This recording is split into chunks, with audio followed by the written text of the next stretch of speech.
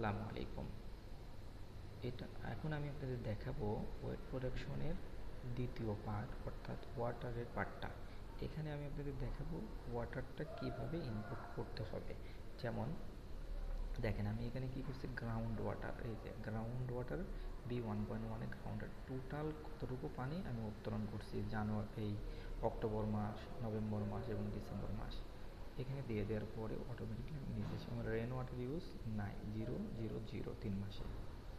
তারপরে আমার রিসাইকেল আছে, এই যে রিসাইকেল আমার কতটুকু এই মাসে, অক্টোবর মাসে 566।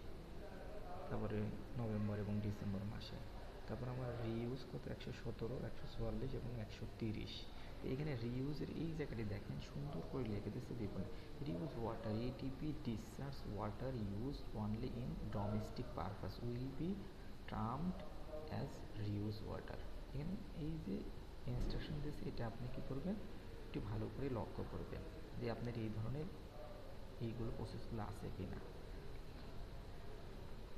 তারপরে আমি 117 দিলাম, তারপরে নিচে এসে কি বলতেছে যে অটোমেটিকলি নিয়ে নিছে কতটুকু, দেখছেন। তারপরে আমি আসলাম, আমার ওয়েট প্রসেসে কতটুকু পানি ইউজ হয়েছে, ওয়েট প্রসেসে মানে ওয়াশ করতে কত পানি ইউজ হয়েছে। দেখেন ওয়েট প্রসেস ফ্রেশ ওয়াটার, মানে যে আন্ডারগ্রাউন্ড থেকে যে পানিটা আমি উত্তোলন করছি ফ্রেশ ওয়াটার, আমার এতটুকু ইউজ হয়েছে। ঠিক একইভাবে নভেম্বর এবং ডিসেম্বর মাসে এতটুকু ইউজ হয়েছে। তো এই পানির কতটুকু রিসাইকেল ওয়াটার আমি প্রোডাকশন ইউজ করছি, তো আমার এই যে রিসাইকেলের ওয়াটার প্রোডাকশন ইউজ করছে 38,566। এই মাসে এতটুকু, এই মাসে এতটুকু। এটা আপনাদের ফ্যাক্টরিতে যতটুকু ইউজ হবে সেতটুকু আপনারা কী করবেন, ইনপুট করবেন। বিষয়টা বুঝতে পারছেন আপনারা। তারপর ইউটিলিটির ভিতরে কী দিয়েছি, আমার বয়লারে কতটুকু ইউজ হয়েছে, অর্থাৎ বয়লার বলতে আপনার এই যে জেনারেটরে কতটুকু এটা ইউজ হয়েছে সেটা দিবেন। এই যে এই দিলাম। তারপরে হচ্ছে ডোমেস্টিক পারপাস, যেমন টয়লেট, খাওয়া দাওয়া, হাত মুখ ধোয়া, এই কাজে কতটুকু পানি ইউজ হয়েছে। কারণ দেখেন আমার ডোমেস্টিকে ইউজ 2214। ঠিক নভেম্বর এবং ডিসেম্বর মাসেও এইভাবে আপনি কী করবেন, এগুলা ইনপুট করবেন। বিষয়টা বুঝতে পারছেন। তো এখন আবার আরেকটা ইস্যু আছে, আমার আদার্সে কতটুকু ইউজ হয়েছে। এই জায়গাটা আমি আদার্সের এই জায়গায় ইউজ হতে পারে, যার কারণে আমি কি করছি, এই জায়গাটি মেনশন করে দিয়েছি, মানে স্পেসিফাই করে দিয়েছি, মানে যে এই জায়গাগুলোতে আমার পানি ইউজ হয়েছে। যেমন কত, এখানে 1082 মিটার কিউব পানি আমার আদার্স ইউজ হয়েছে এই জায়গায়। তারপরে নভেম্বর মাসে এত এবং ডিসেম্বর মাসে এতটুকু। এই যে ফাংশনটা, এই ফাংশন আর ঠিক উপরের ফাংশন দেখেন সেম।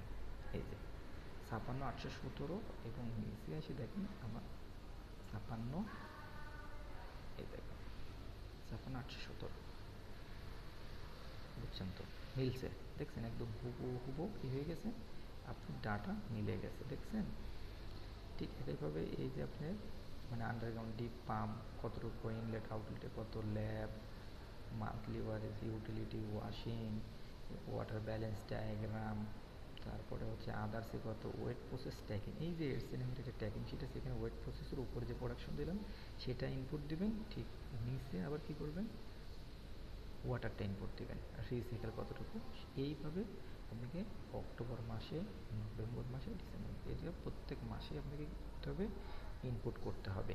তা না হলে আপনি ডাটা ভেরিফাই করতে পারবে না, যে ভেরিফায়ার থাকবে তার জন্য আপনাকে বারবার কী করবে, মেলে কমিউনিকেশন করবে অথবা আপনাকে ফোন দিবে।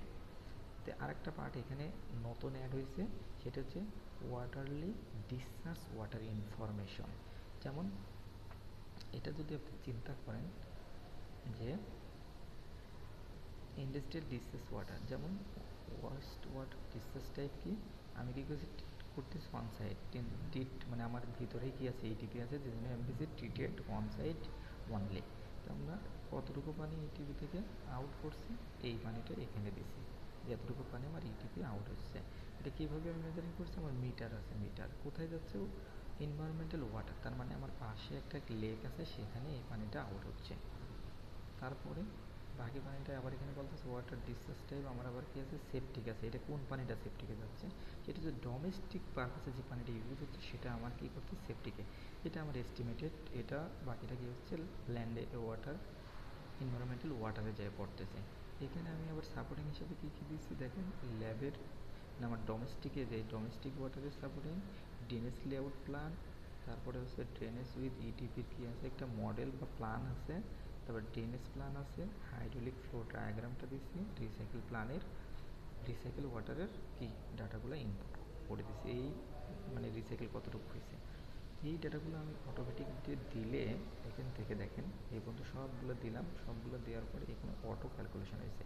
এই দেখেন আমার টোটাল ওয়াটার ইউজ হচ্ছে নর্মালিজ কত পার কেজিতে 91 লিটার, 91 লিটার, এখানে 88, এখানে 86 বুঝছেন। এইভাবে আপনি কী করলেন সবগুলো ইনপুট দিলেন এবং লাস্টে আপনি কী করতে হতে পারে এখানে নোটও দেওয়া লাগতে পারে, যদি কোনো জায়গায় ওয়াটারের কী হতে পারে এফিসিয়েন্সি কমে অথবা বেড়ে গেলে আপনি কী করতে হবে এইসব জায়গায় কী হবে নোট দিতে হবে। তে ওভারঅলটা যতটুকু বোঝানোর চেষ্টা করলাম, হয়তো বা আপনি যদি কাজ করতে যান তখন আরও বিষয়টা আরও সুন্দরভাবে বুঝতে পারবেন, এবং যদি না বোঝেন তাহলে আমাকে অবশ্যই কমেন্টস করবেন অথবা আমাকে মেসেজ দিবেন অথবা আমার সাথে যোগাযোগ করবেন। তো সবাইকে থ্যাংক ইউ। আমি পুরো পার্ট বাই পার্ট বোঝানোর চেষ্টা করছি। ধন্যবাদ।